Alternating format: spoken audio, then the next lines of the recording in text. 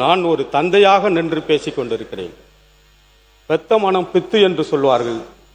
பிள்ளை மனம் கூட கல்லாக இருந்துவிடும்.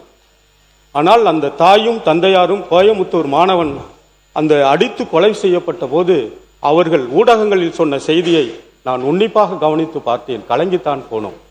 பெற்ற பிள்ளைகள் 3ஆம் ஆண்டு படிக்கிற அந்த என்ஜினியர் படிக்கிற பிள்ளை போதை புழக்கம் இருக்கிறது என்று காவல்துறையில் தகவல் சொன்னார் என்பதற்காக போதை பழக்கத்தை யார் யாரெல்லாம் கையாளுகிறார்கள் என்று அடையாளம் சொன்னார்கள் என்பதற்காகவே அவர் கொலை செய்யப்பட்டு விட்டார் என்று சொல்லுகிறார்கள்.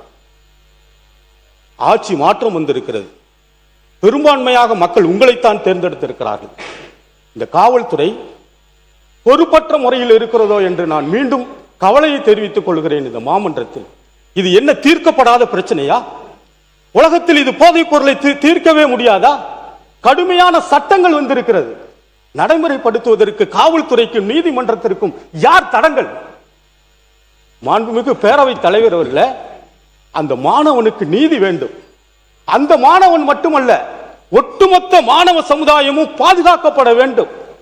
அப்படி பாதுகாக்கப்பட வேண்டும் என்று சொன்னால் தனி சட்டங்களை கொண்டு வருவதற்கு கூட இந்த அரசு தயாராக இருக்க வேண்டும்.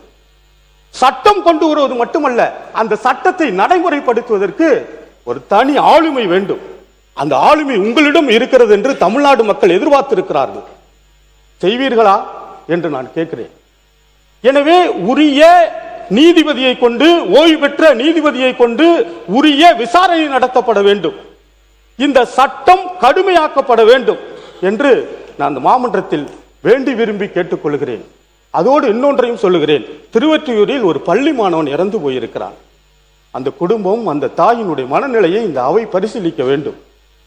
அதே போல நம்முடைய தளி சட்டமன்ற தொகுதியில் சித்தாம்பூர் ஊராட்சிக்கு உட்பட்டிருக்கிற ஒரு பெட்டாக்கலாம் என்கின்ற ஊராட்சி ஒன்றிய தொடக்க பள்ளியில் 4ஆம் வகுப்பு மாணவி பாலியலால் படுகொலை செய்யப்பட்டிருக்கிறார். பாலியல் வன்கொடுமை செய்யப்பட்டிருக்கிறார். எனவே இந்த அரசு உரிய கவனம் செலுத்த வேண்டும். கடந்து போய்விடக் கூடாது. கவன ஈர்ப்பு தீர்மானம் கடந்து போய்விடக் கூடாது. உரிய சட்டம் இயற்றப்பட வேண்டும். காவல்துறை சீர்திருத்தம் செய்யப்பட வேண்டுமோ என்று நான் வினாக்களை எழுப்பி சம்பந்தப்பட்ட அமுதன் உள்ளிட்ட பாதிக்கப்பட்டிருக்கிற அந்த பள்ளி குழந்தைகளுக்கு, கல்லூரி மாணவர்களுக்கு உரிய விசாரணை நடத்தப்பட வேண்டும். குற்றவாளிகள் மீது கடுமையான தண்டனையை பெற்றுத் தருவதற்கு இந்த அரசு உறுதுணையாக இருக்க வேண்டும். அந்த இழந்து போயிருக்கிற அந்த குடும்பத்திற்கு உரிய பாதுகாப்பு மட்டுமல்ல, நிவாரணங்களை வழங்குவதற்கும் அரசு தயாராக இருக்க வேண்டும் என்று பணிவோடு கேட்டு நான் விடைபெறுகிறேன். நன்றி, வணக்கம்.